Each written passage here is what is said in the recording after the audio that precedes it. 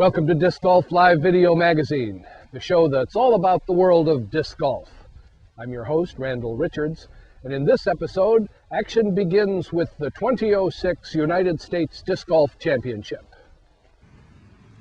We'll take a look at one of the signature holes from the Winthrop Gold Disc Golf Course in Rock Hill, South Carolina, and see how the top players tackle this tough hole. And while we're at the USDGC, we'll also hear from Dave Felberg, who shares some tips about grips. Later on, Mark Ellis and some pals explore the ins and outs of the forehand throw, one of the tougher throws to master, but a great weapon to have in your arsenal of shots. Another piece of video comes to us from Stu Schulman in Ventura, California, so we'll all be able to enjoy some golf from the left coast. We'll also take a look at the men's Masters finals from the 05 PDGA World Championships DVD. But before we get started, let's take a few moments to acknowledge the folks that help make Disc Golf Live possible.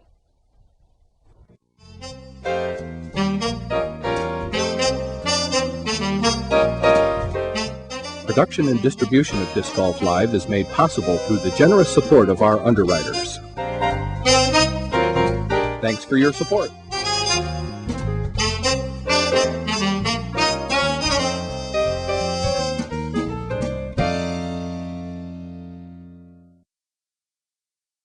Okay, with our 10:40 tee time, teeing off first, representing New York, Mike Broderick.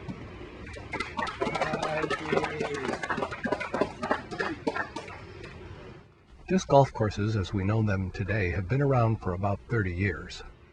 Owing to the disc technology of the day, the earliest courses were short by current standards, with very few holes stretching beyond a few hundred feet. As disc technology advanced and the skills of the player base developed, longer and more technically challenging courses were demanded. Courses which had once played tough were sometimes reduced to deuce or die status, and course designers responded accordingly. Today, there's a growing trend towards courses which more closely emulate the variety of holes found in ball golf. These modern disc golf holes often require 2 or 3 shots from top players just to reach the putting area. And one layout clearly in the vanguard when it comes to course design is the Gold Course at Winthrop University in Rock Hill, South Carolina.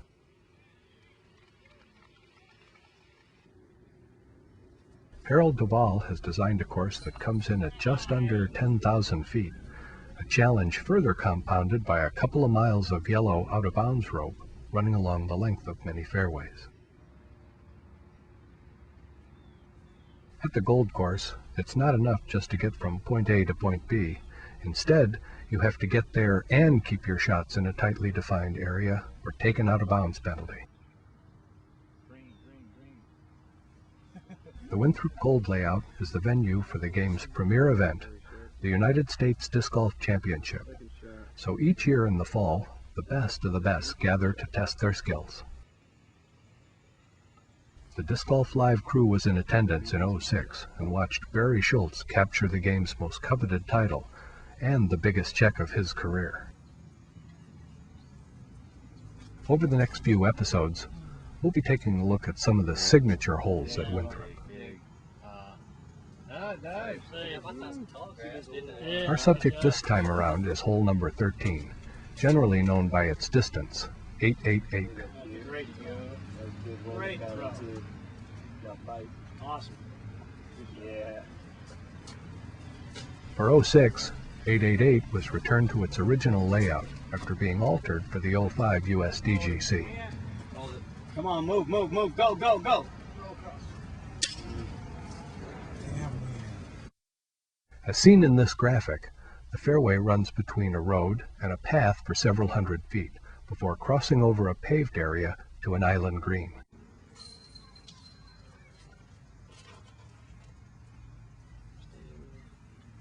It takes 3 nice shots to reach the putting area. The tee shot offers many choices, and as we'll see, sometimes things go well, and sometimes not.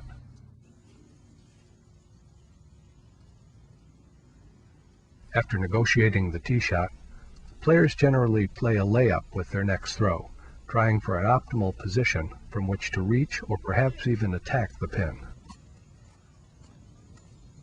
At the tee, the fairway is flat, but the further a player gets downrange, the more uneven the fairway becomes. Towards the end of the fairway, the slopes are a considerable challenge, and finding a manageable lie is never easy, even if you keep it between the ropes. The putting area is flat and wide open, but by the time they reach the basket, players' heads are often spinning from multiple out-of-bounds penalties. To get an idea of the different ways players tried to negotiate the tee shot on this hole, the Disc Golf Live crew caught the top 10 groups teeing off during the third round at the USDGC. Let's watch now to see how the leading groups fared. With the hole playing rather slowly, there was a big backup late in the round.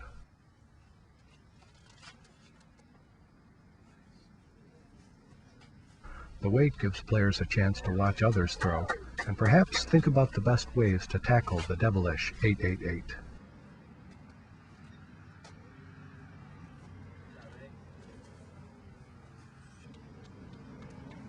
Spotters position well down the fairway, keep a close eye on throws, and give immediate feedback to the players and gallery back at the tee.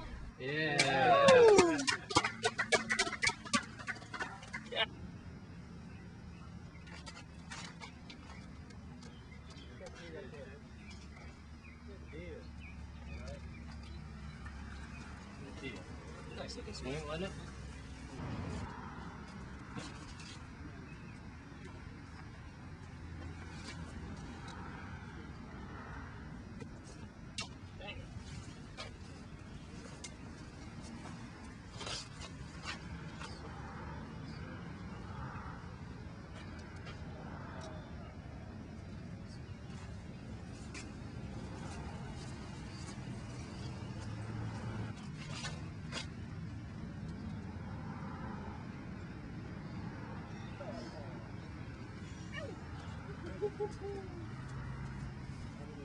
The pesky curb keeps many low shots from reaching the safety of the grass as they hyzer back to the left at the end of their flight.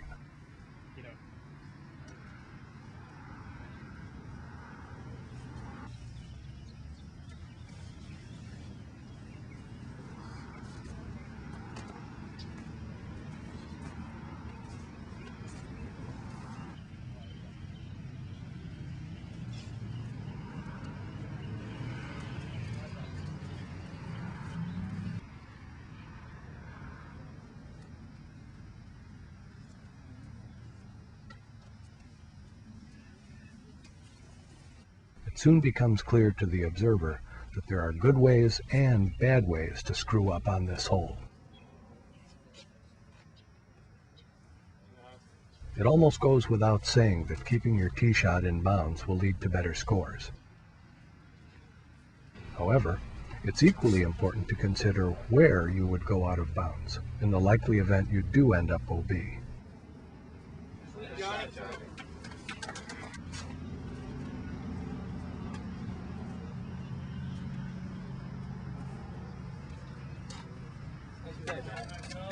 You missed your tree though. I know, man. It flipped up a little bit.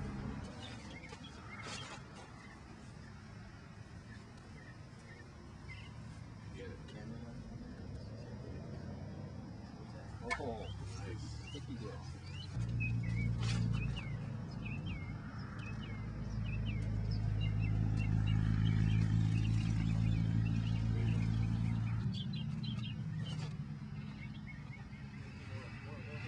Since everyone who sends one OB has to play their next throw from where their disc last crossed in bounds, many players choose a route so that their next throw, even if their drive goes OB, will be from well down the fairway.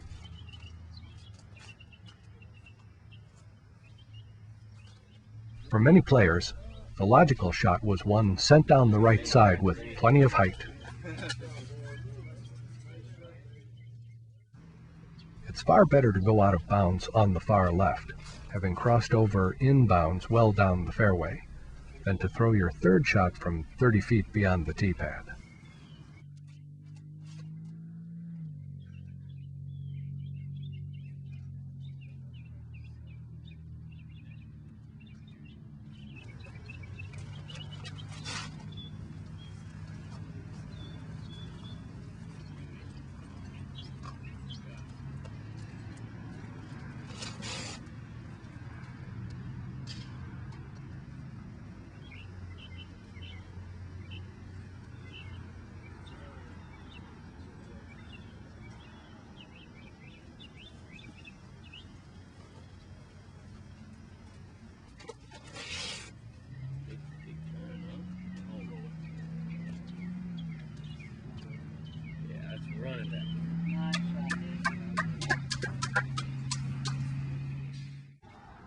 A minority of players swing their drives around to the left. The fairway arches gently to the right, so players choosing this option have their work cut out for them when it comes to finding the fairway downrange.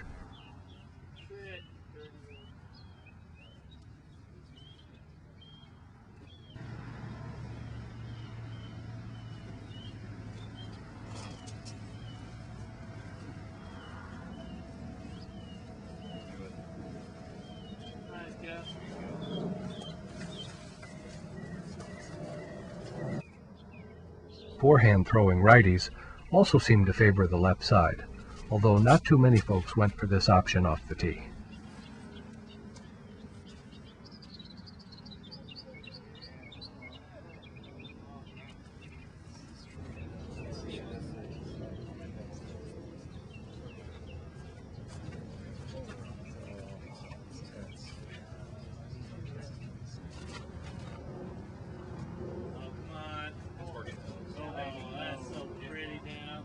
Come on, like that's what I wanted.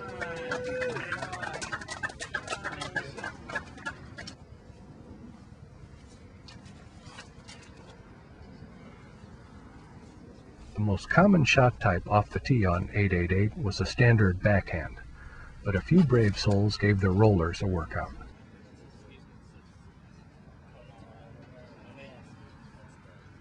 The roadside curb to the right makes that route a poor choice, so rollers are sent around to the left.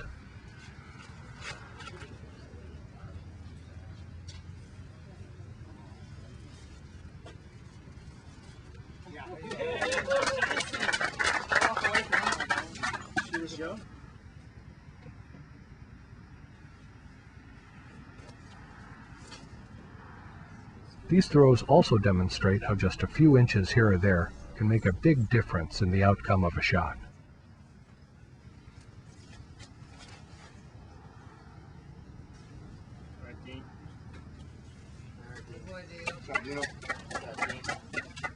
As we draw near to the lead group, you'll notice that the players are getting the job done with only the occasional OB. Earlier in the day, when we watched some of the preceding groups pass through, the results weren't nearly as easy to watch, but proper decorum keeps us from dwelling on that footage.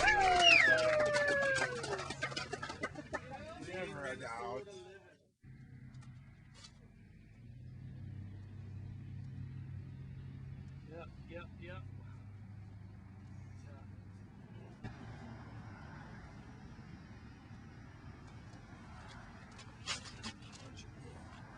Of the 40 players seen here, only one opted for an overhand throw.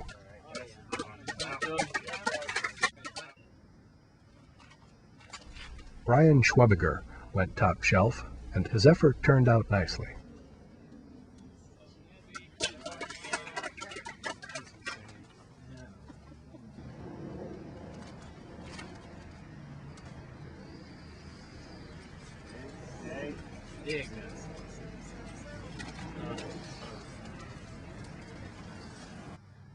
The throws of the last foursome of the day, the tournament leaders, nicely sum up the options on this hole.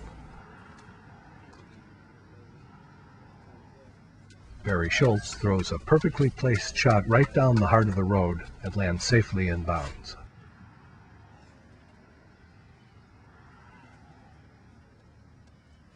Josh Anthon goes the same route, flirting with OB but ending up just fine.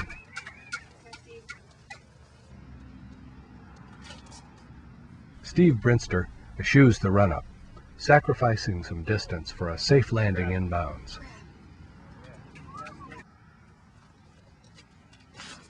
And Avery Jenkins goes with a wide high line, open to only the longest throwers on tour, and skips OB well down the fairway on the left.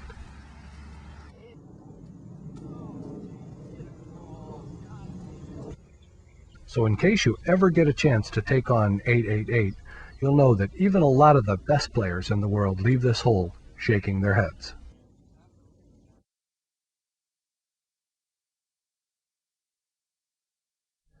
Our producer suggests that the next piece might even help my game, and that's some pretty strong mojo, so pay attention as David Feldberg gives us his tips on grips. I'm looking for some kind of, way that I know that if I play like I play, that I could actually pay my bills. Because I got this degree now, and I don't know. The media folks were out in force at the 2006 USDGC. Here's Derek Hastings interviewing Dave Feldberg. He's been busy gathering footage for his production company's venture into disc golf programming.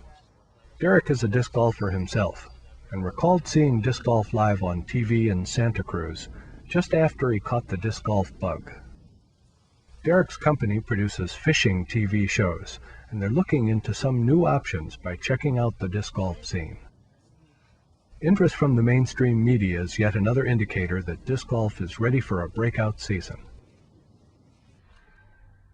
And a breakout season is exactly what happened in '05 to Dave Feldberg, who capped off a great year on tour by winning the United States Disc Golf Championship. His other season highlights include titles at the Waco Charity Open, the Brent Hambrick Memorial, and the Utah Challenge. His '05 season earnings were $29,608.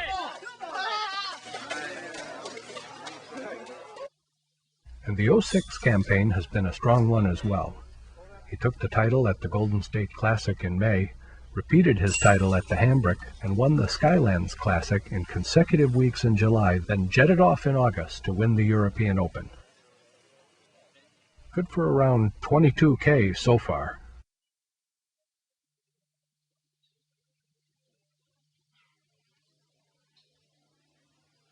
Dave has been a fixture on tour for several years, going back to the turn of the century when he crisscrossed the country as part of the fabled Winnie crew. He's part owner of an RV himself now, although for much of the year, he's busy in school back in Oregon, where he's finishing up his degree. So while other golfers keep the RV occupied, he's more likely to fly in for events these days. And despite the importance of the day's upcoming round of golf, Dave was very accommodating to the assembled media and agreed to yet another request for his time after wrapping up his chat with Derek.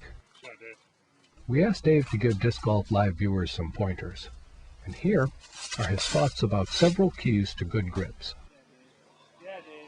And judging by his success, he knows what he's talking about. Thanks again for helping out, Dave. Hello, I'm Dave Feldberg, and I wanted to talk to you today about grips. I'm sure that most players at tournament level have learned about the power grip and the fan grip and all the many grips out there. Well, I want to talk to you about one of the misconceived notions about grips. The first part I want to mention is most players have learned that when throwing a driver to use a power grip with 4 fingers some way tucked under the rim and gripping it tightly in their hand. Well, the common mistake amateurs and up-and-coming pros make is they choose their mid-range disc and they try to throw it the same way.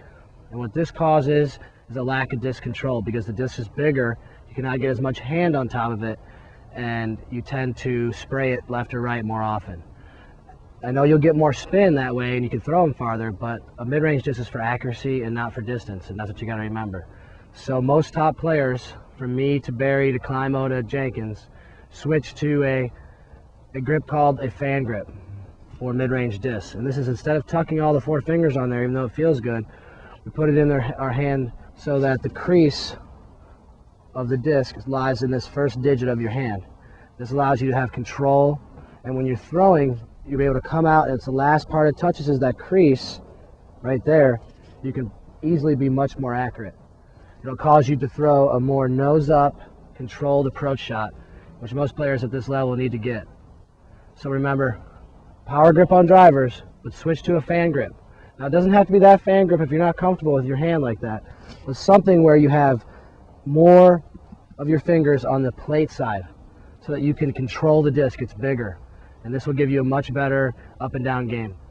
This is the modified fan grip, and how it works is it goes in this digit on the bead, trying to touch the plate. The middle finger gives you your stabilization of the flight plate, and then your pinky tucks it in and your finger stacks. This is one of the most common fan grip that players use.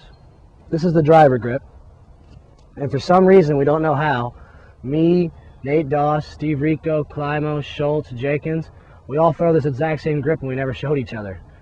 And that's the two fingers in the middle being tucked against the inside of the rim and the other two being flat on the rim, causing a modified power grip where we can actually control and still get much spin and distance on it. A lot of players seem to want to go like this when they hear about power grip, but this causes a lot of loss of accuracy. We can still get the same amount of power and a little more accuracy by getting these fingers flat like your fan grip, so it's in your hand, and then having this still in a crease so your hand has that same comfortable muscle memory. Key to all these grips is a lot of players want to do this, a lot of players want to do this. There should be an imaginary plate, and you can do it with see-through discs. Let me grab one. Where you can actually see what I'm talking about is that this part of your thumb should meet this part of your finger, and it should be where you grip. That's the grip. If you look at it through the see-through, right on top.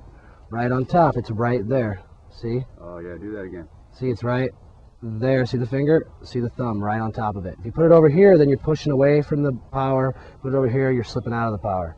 You want it right on top of your strongest finger. And that was Dave Felberg with grips. Keep practicing in the field. Remember that every grip is different for every person, but modify one that fits in your hand for the best.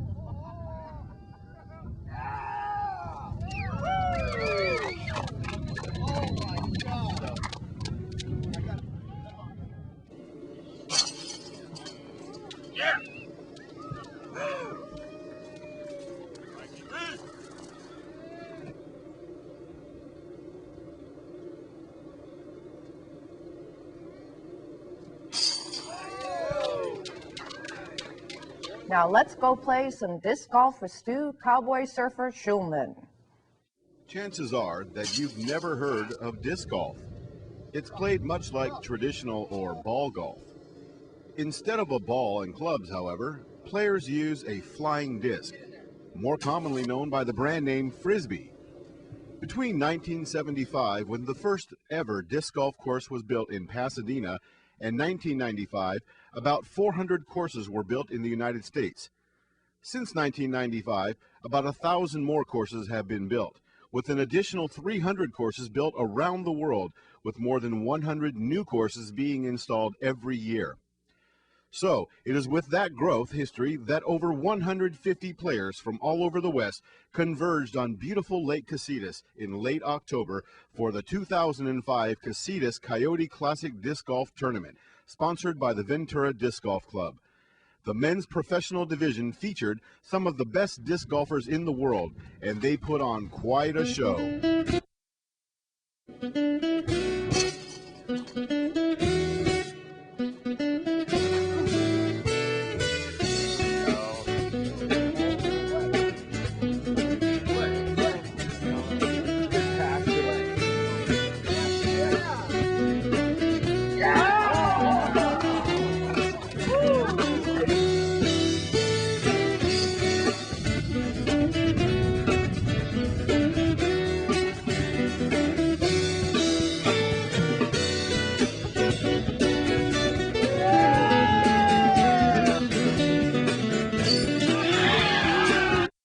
It was Lane Mason from Oregon, taking home the $1,000 first place prize with a birdie on the first hole of the three-way sudden death.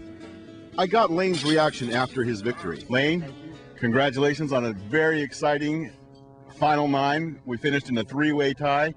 You want to talk about how excited you are about winning this championship? Well, I feel extremely fortunate. It fell my way. Had an ace earlier today, and just kept it going, tried to stay cool and calm and collected, and followed up bad shots with good shots. And I understand you were also fighting off some physical injuries there towards the end. Can you talk about how you overcame those?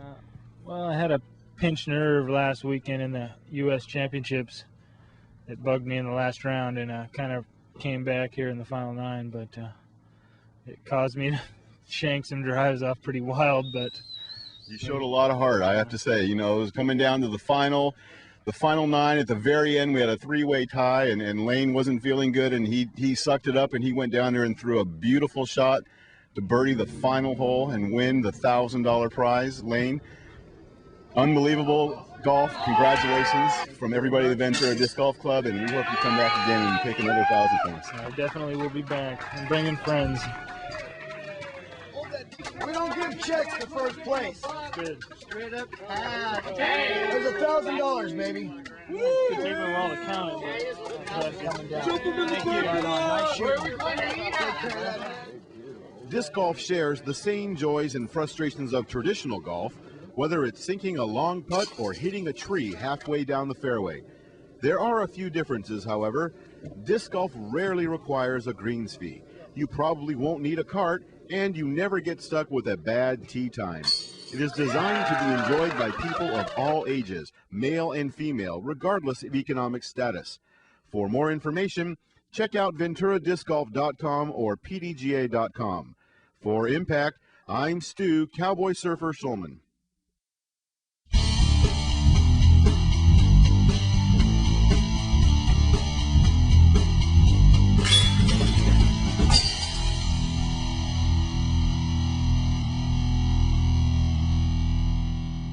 My name is Mark Ellis, and today we are going to talk about a forehand drive.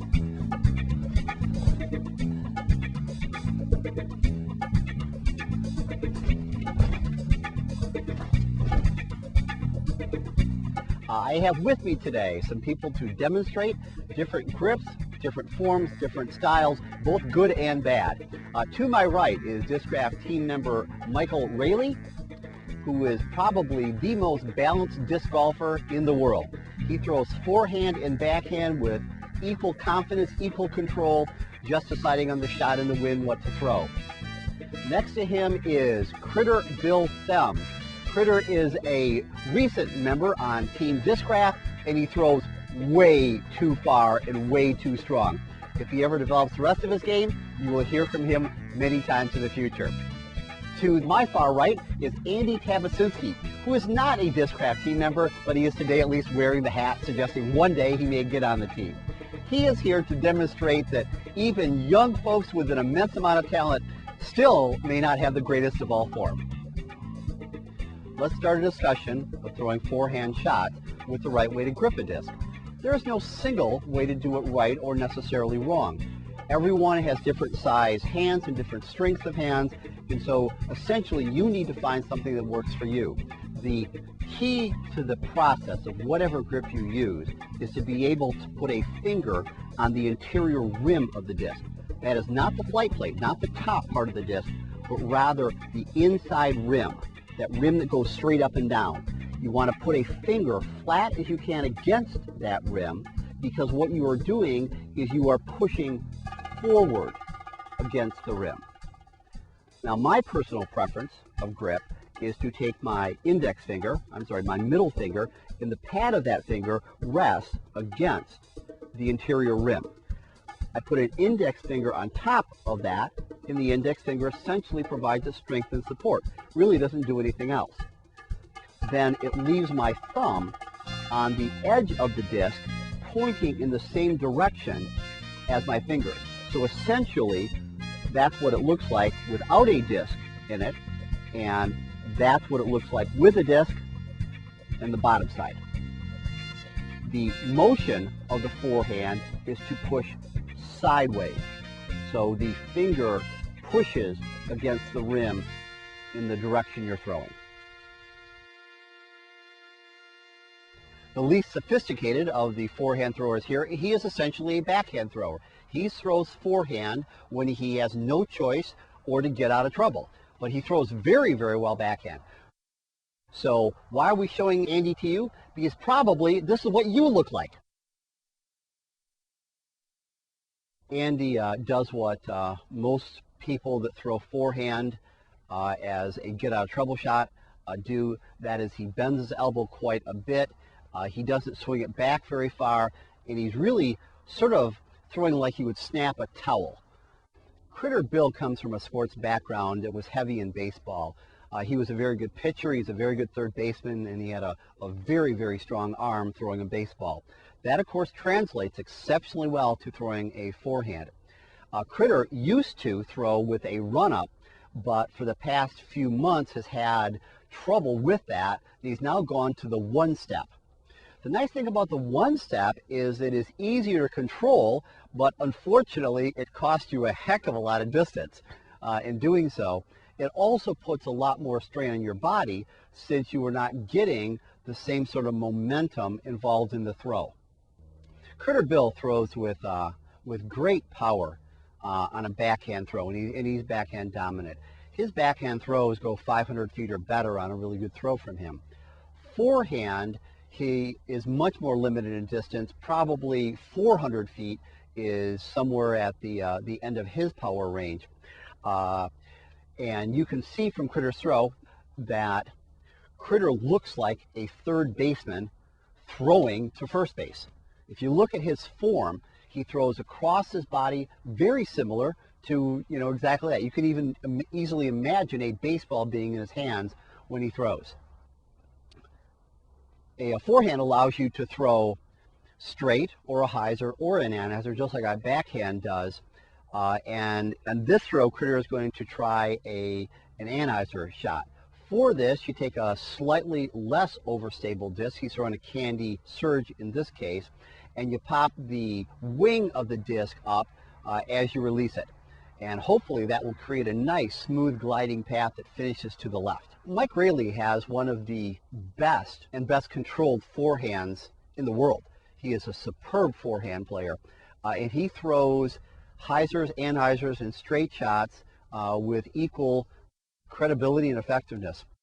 Mike, during his run-up, essentially uses his front shoulder as a pointer of where the disc is going to go. So the first shot he's going to throw is a straight shot, and although by the time he releases, his chest is pointing straight forward, during the run-up, his shoulder points in the direction of where the disc is going to go. With Mike's game, his power is probably slightly better on a backhand than a forehand, but not hugely so. And really, he picks the choice of forehand or backhand based on the shot and based on the wind and what the hole asks him to do. This shot is going to be an anhyzer, so a shot that starts out to the right and fades to the left. You can see that he points his shoulder to the right, knowing the disc is going to come back strong to the left. Mike doesn't do a big run-up, and he doesn't do a big backswing. His throw is compact, it's controlled, and very effective.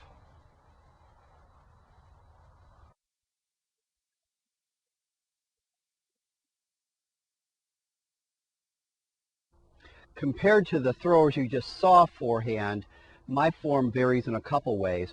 One is that I try to keep my elbow much straighter than they do. I find that the more I bend my elbow on the throw, the more it hurts the elbow. I actually can't throw the way they do. It hurts. And I know that there are some people that develop long-term elbow problems that way, but as you know, everyone's got a different body. The other thing that I do is I have probably a much bigger backswing than they do, and that's probably because of my background as a racquetball player. When I started playing disc golf, I threw backhand like everybody else until my right knee stopped me from doing that, and so I had to develop a forehand to continue playing the game. So I adapted a racquetball kill shot into a disc golf forehand throw, and it should look something like this.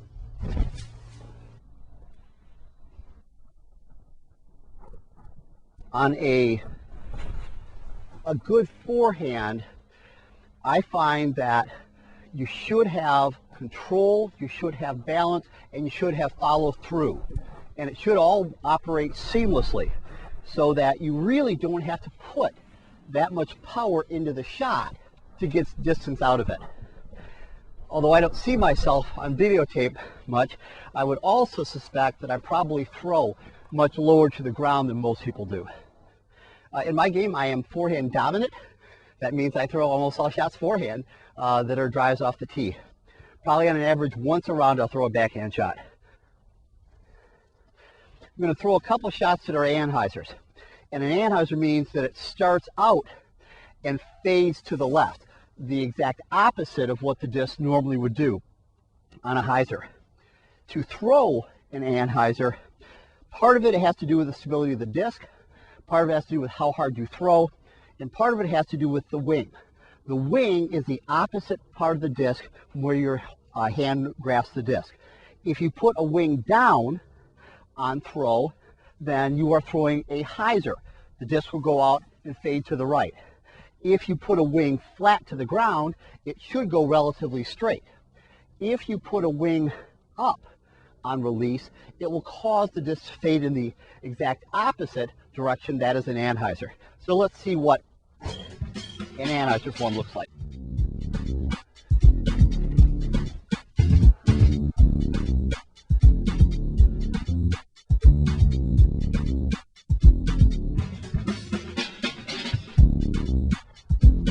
The advantage of a forehand shot is that it generates an amazing amount of speed and distance with very little effort. The disadvantage of a forehand shot is it's very tough to master. The margin of error is much smaller than if you're throwing a backhand shot. So if you're just starting, rather than doing a full run-up, you might be wise to do what Critter Bill did, take the one step. And if you're having trouble conceptually with it, maybe one easy way to think about it is a second baseman turning a double play. The shortstop has the ball hit to him. Second baseman goes to second base, gets the throw, and then turns and fires to first base.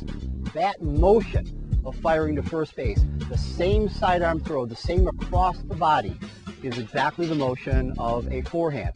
Your forehand should be flat and smooth and clean, and 1,000 hours of practice from now, yours will be.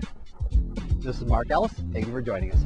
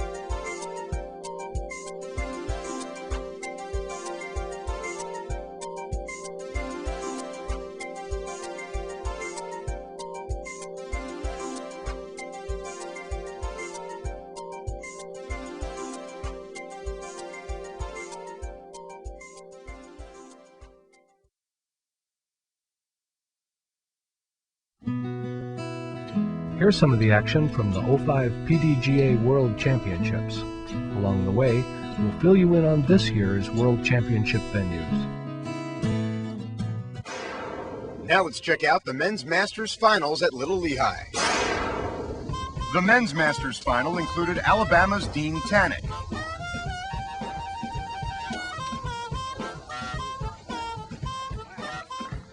smooth-throwing Larry Leonard,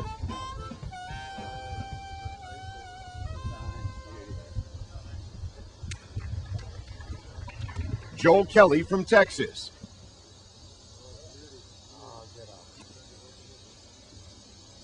and the 1999 Masters World Champion, Jim Oates. Whoops. That's going out of bounds. No, it's going out of bounds. I'm going to make this easy on you, Joel.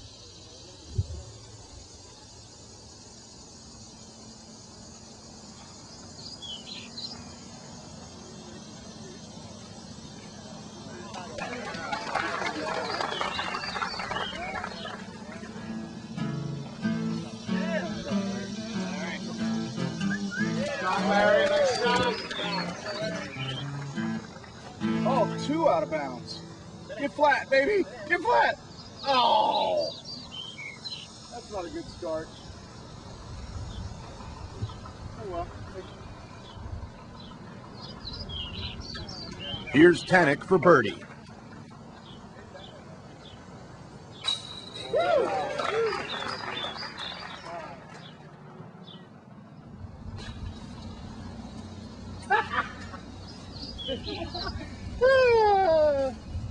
Well, it can't get much worse. Thanks for carrying my bag, though.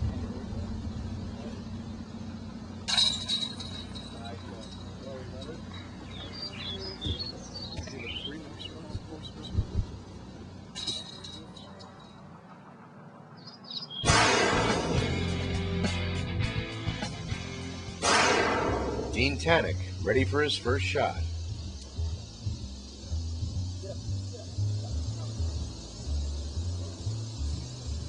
Larry Leonard in the tee box. Turn. Come on, baby. Get up. Out. Leg still, Larry. Out.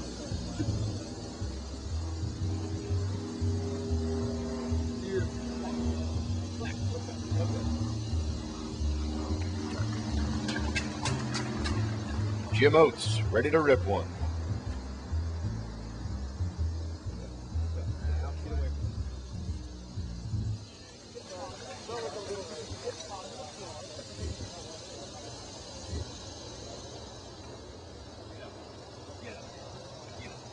Come on, boy. Beauty.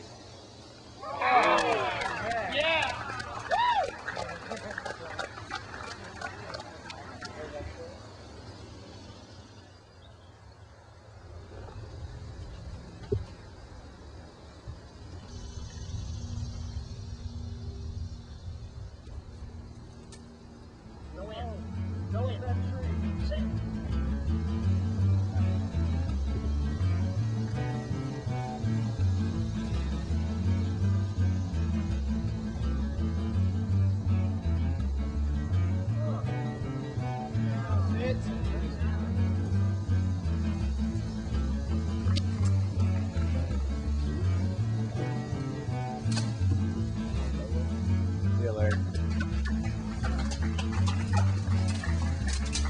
Here's Joel from 35 feet.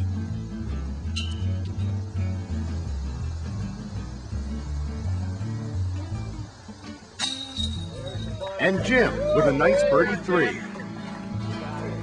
All warmed up now. Larry cleans up his par.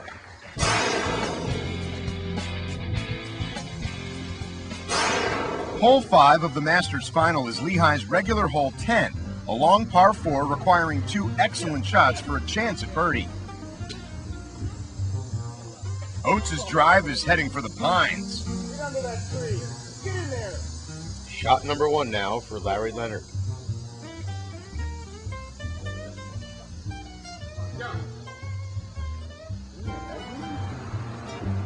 And finally Joel, who turns his disc over and throws the best shot of all. Great shot, Joel. Come on. Come on out. Come on out. Four. Sit. Come on, Larry.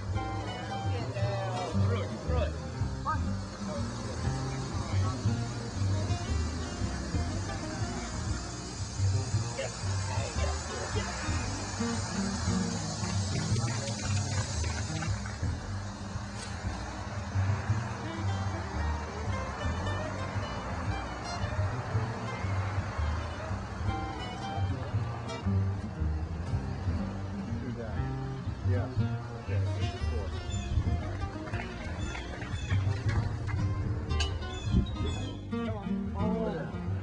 Joel Kelly for birdie.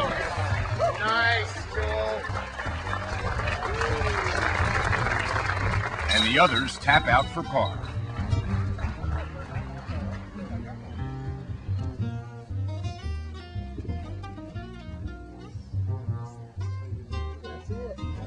Oh yeah. Yep. Oh yeah. Nice shot.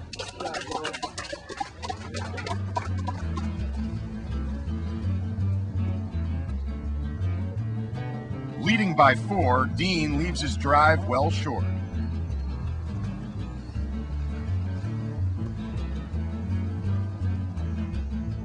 Oh no, you're playing it out.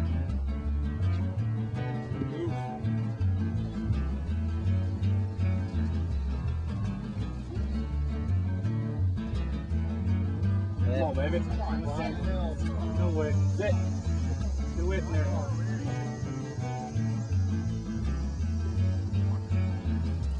With his lie some 75 feet from the basket, Dean steps up and hits a bomb.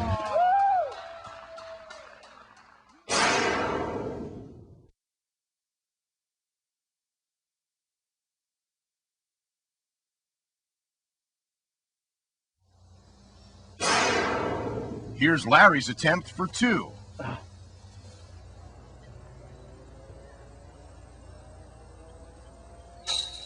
And Joel bangs home another birdie.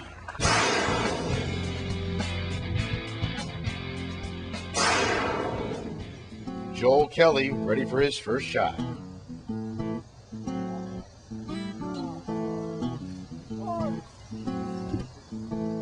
First shot here for Dean Tenney.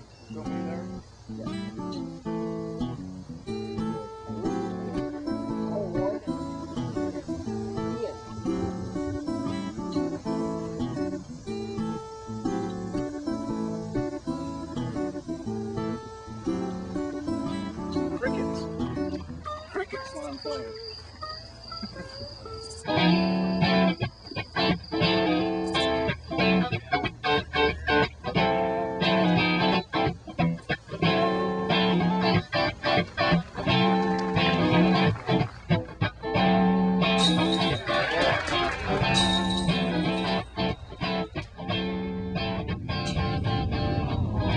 That's what I'm talking about. Thanks for being with me, crowd. Finally, they're back with me.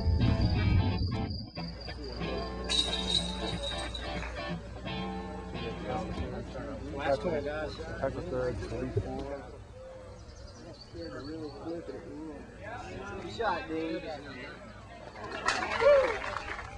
Larry Leonard in the tee box.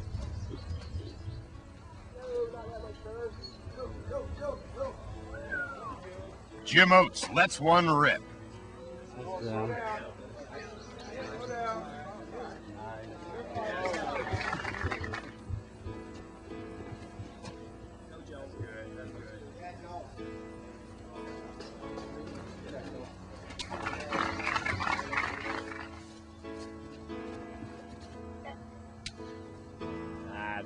That's all right.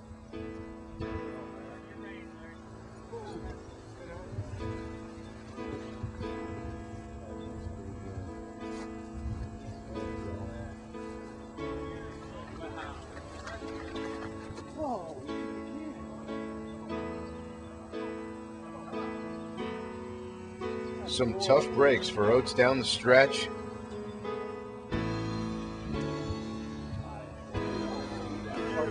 Come on.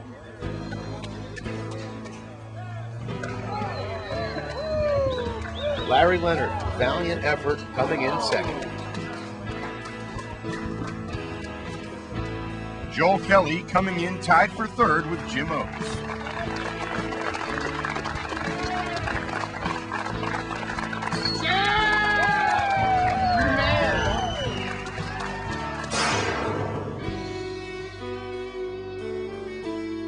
Close in '93, I finished second to Kenny, one of many people to finish second to Kenny, and then I finished second and third a couple of times in Masters. So this is totally a dream come true.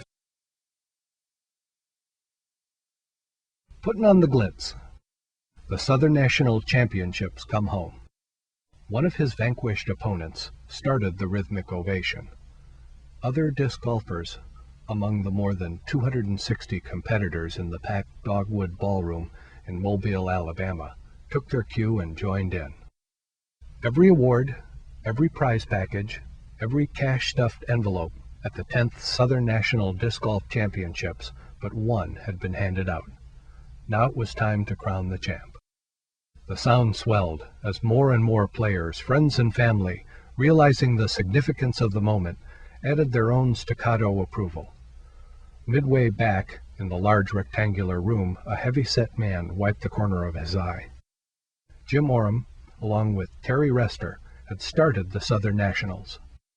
"Daddy, I want to be just like Rivers and be in the finals," Jim Oram recalls one of his three sons telling him after watching a 17-year-old disc golf prodigy from his own hometown named River Sherrod win a local tournament in the 1990s. Evidently, he knew what he was talking about. Thus, it was entirely appropriate that recent high school graduate and the 6th-rated player in the world, Matt Oram, son of the founder of the Southern National Tournament Series, brought home the Open title at the 10th Southern National Disc Golf Championships. Now, here's a recap of some of the other top finishers at the championships while we check out some more event photos.